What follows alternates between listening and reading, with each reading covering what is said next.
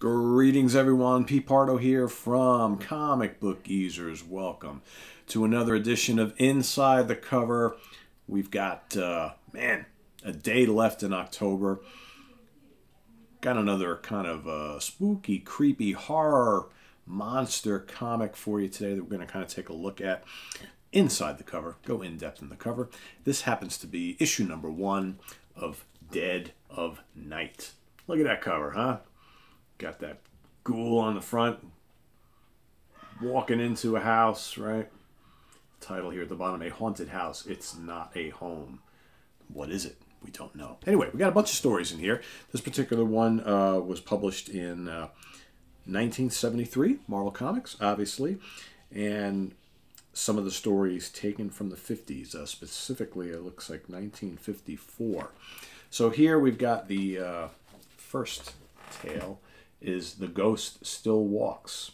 Stanley Presents, drawn by none other than the late, great Joe Sinnott. Wonderful guy, Joe Sinnott. Miss him. So anyway, what this first story is, The Ghost Still Walks, is all about kind of like the whole college fraternity initiation thing, right? For those of you who went to school and went into sororities or fraternities, you often had to do these initiation things before you got accepted into the fraternity. So this is all about, got to get some of the guys who are pledging, the pledges, right? Got to get them to stay in a haunted house for a certain amount of time in order for them to go to the next round of their initiation. So here we've got this house apparently haunted by the Lane curse. So here you've got the fraternity brothers dressing up in these weird garbs, right, with the purple cloak, all right. And here on the first page, you've got all the pledges, right? They're gathered.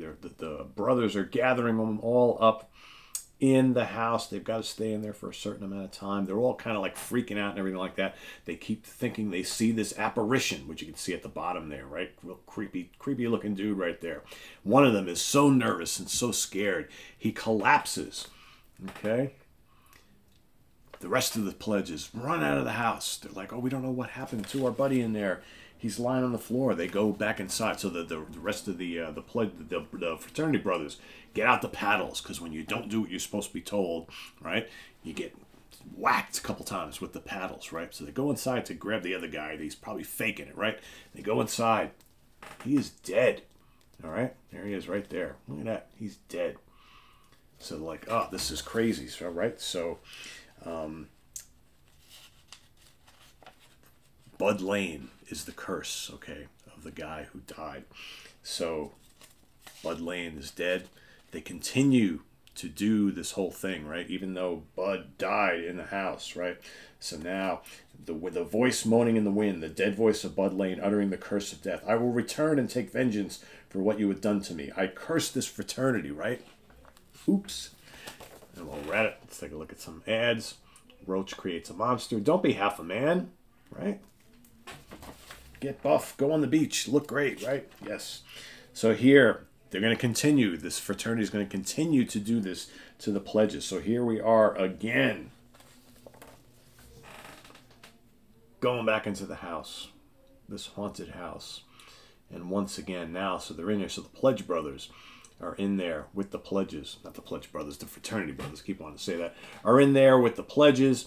And one of the pledges just very emphatically goes up to one of the brothers, like, I'm not going to do this, and tears off the mask or the cowl of one of them.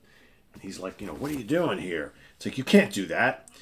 He's like, get that guy. Some nerve spoiling the initiation like that. Get him with the panel. A pledge can't do that to a brother, right, during the initiation ceremony, right? So they grab him, and they go, all right, wise guy, we'll show you how our fraternity handles freshmen who get smart. Take his mask off first so we can watch his face while you paddle him. And then so they take the mask off of the pledge who's giving them trouble and who ripped the cowl off of the pledge brother and say, what the? He ain't one of us. He's, what's the matter? Why are you looking at me like that? His eyes show terror as he cringes against the wall. This is the pledge brother. I mean, the fraternity brother, cringing against the wall. You don't understand. What is he afraid of? Why is he screaming? A pair of hands reach out, rotting, decayed hands. Then Benson, the leader, is soon turned into a fleshless corpse. Suddenly, the awful truth hits you. Yours is the body that the ghost of Bud Lane has occupied. You have become a deadly horror from the other side of the grave because you laughed at a dead man's curse. So actually, the Bud Lane, the dead guy who does die because of this fraternity prank, right? This initiation thing, he actually becomes one. He becomes the ghost of Bud Lane and actually takes over the body of one of these fraternity folks, right? Crazy story. Crazy story. More ads. Look, fellas, you can win prizes. Too skinny. Earn extra money. Karate. Electric guitar and amp for $15.95. Ooh, I like that price. Next, Dead of Night presents The House of Fear. So this is actually the cover story right here. So what you've got here is you've got a house that's for sale. Right, but it's kind of in really bad shape. So you've got a house inspector, okay, and he's there with his girlfriend.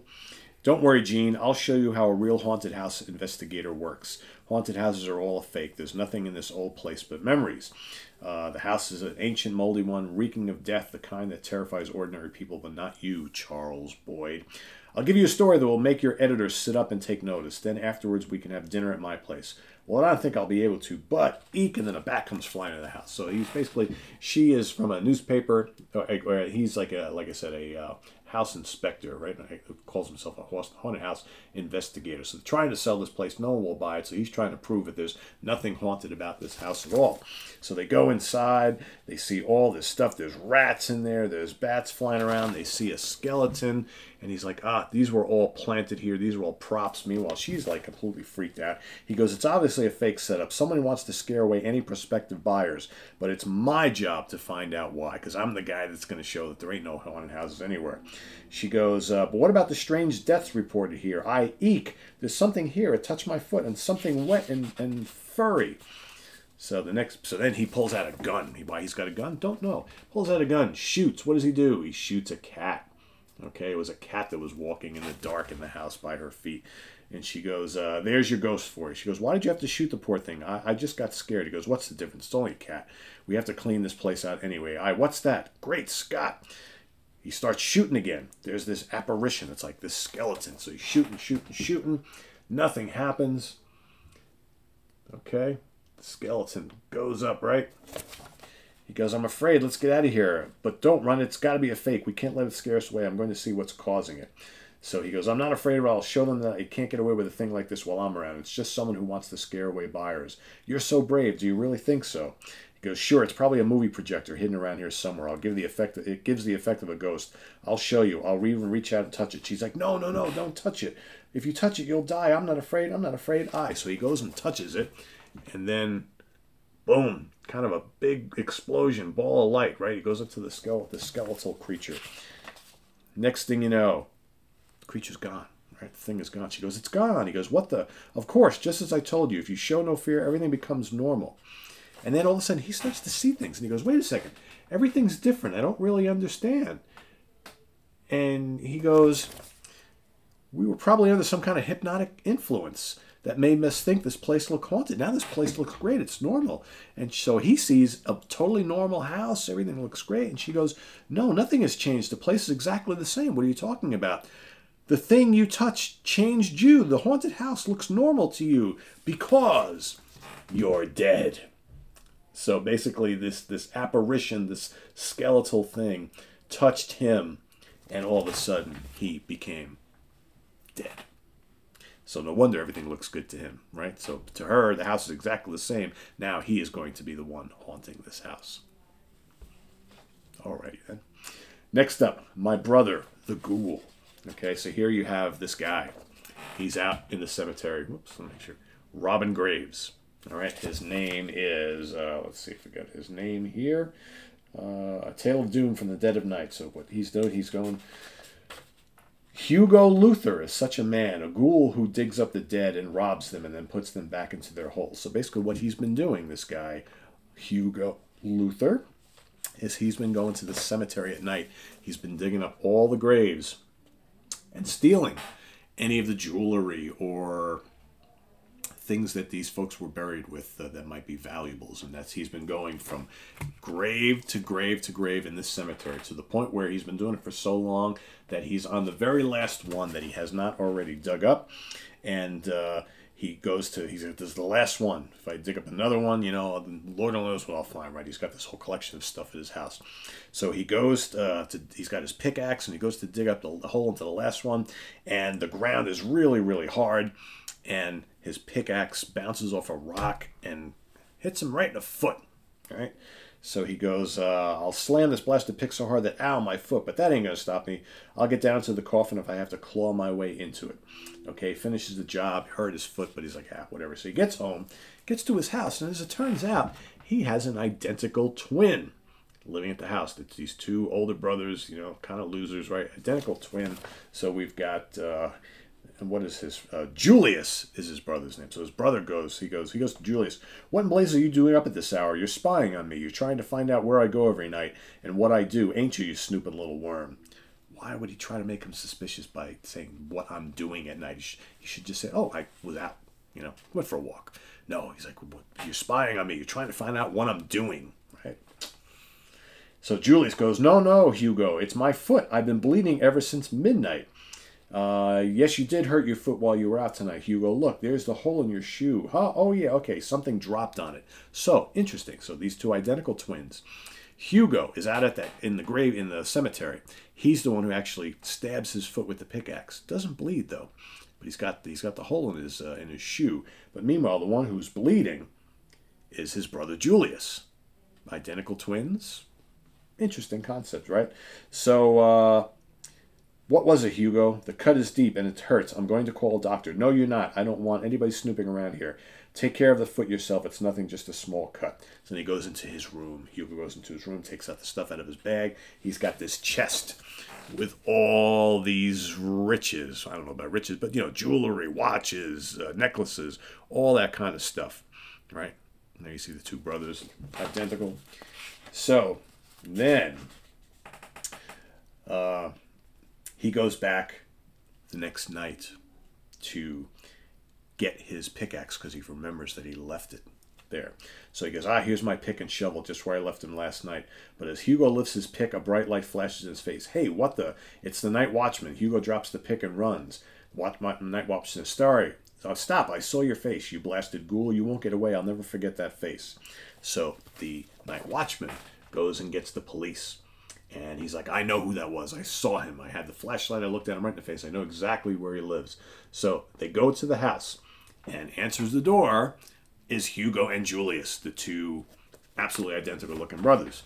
So walks in and goes, that's the man. That's the one who's been robbing the graves. I know him anywhere. I saw his face plain in day. And then Julius goes, huh? Me robbing graves? Hugo comes to the door. What's going on here? Holy smoke, look, it's another guy, and he looks exactly like this one. Are you sure you aren't making a mistake, Watchman? No, they may look alike, but this one is the guilty one. Look, he's got the hole in his shoe where he must have dug it with the pickaxe while he was working on a grave. And that accounts for the blood on the pick he dropped. Okay, come on, mister. I can't believe it. My brother Julius, a ghoul. So, of course, Hugo playing dumb. So they take away Julius because, of course, Julius has the hole in his foot, right? Even though Hugo is the one who hit himself in the foot. So then they go to trial. The trial is over fast, and the verdict is death in the electric chair for the ghoul. So his brother Hugo sitting at home. On the night of the execution, Hugo sits in the old house before his ghoulish prizes, and he's very pleased. He's sitting there looking at all the jewelry. He goes, in a few minutes, that stupid brother of mine will burn, and that would have been me if I didn't force him to exchange shoes with me that night, and the wound on his foot clinched it. And in the state prison, innocent Julius sits in the electric chair. This is your last chance to speak. Have you anything to say? Only that I am innocent. The clamps are fastened around his ankles and around his wrist, and the dome is strapped to his head. And then the switch is pulled, and back at the old house, Hugo screams as the deadly electrical current charges through his body, while in the death chamber, Hugo's identical twin Julius sits in the electric chair and makes a request. Great heavens, he's still alive. Release me, gentlemen. The guilty one is dead, my brother, the ghoul. So, interesting story here. There you see the whole last page there, all that I just read for you. So basically with these two identical twins, when one of them gets some sort of pain or something happening to him, the other one is the one who feels it, and vice versa. Interesting story. Kind of like that one. All right, so we got more ads for you. All right, conservation. Got some horror masks and costumes and things like that. Monster Ghost. And last but not least, we've got I want you to meet my brother Henry. He dwells in the dungeon. So basically, this is a story about a guy who's, his name is George, right? I believe it's George. Yes, George. So George gets married to, what is her name? I almost know. Jean. George marries Jean. George comes from a fairly rich family. He is set to inherit a large fortune. George happens to have a brother who is deformed and misshapen. His name is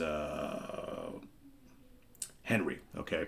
So they live together in the house.